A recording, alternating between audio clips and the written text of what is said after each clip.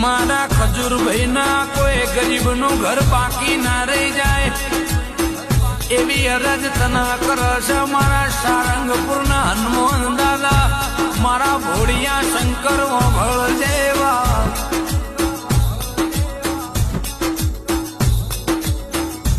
પોતે તાપના તડકો વેઠ્યો